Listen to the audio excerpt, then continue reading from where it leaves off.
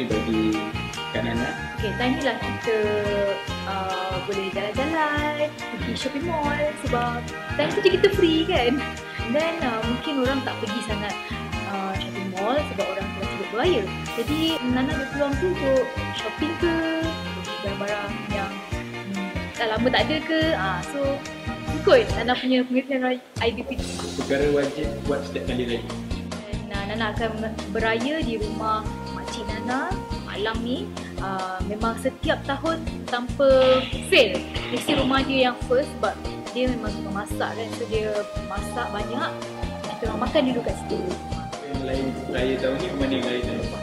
Nana dah berpindah di KL, Nana akan dapat merasai pengalaman balik ke kampung lah. Sebab selama ni Nana memang duduk di Tembai. Nana pun akan mengalami pengalaman untuk balik kampung lah, meredah jam. Itulah kot, selain dia. Baju raya tahun ni warna apa yang keluar belah? Disponsor oleh Melinda Lui, Mat Kembang Cotton.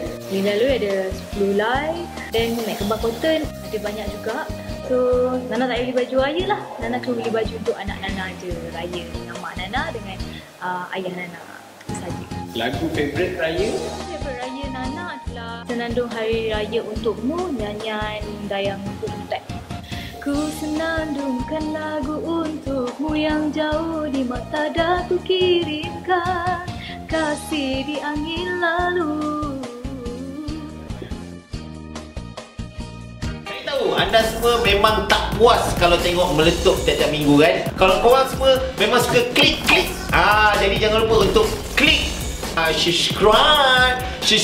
Guys, please guys, subscribe.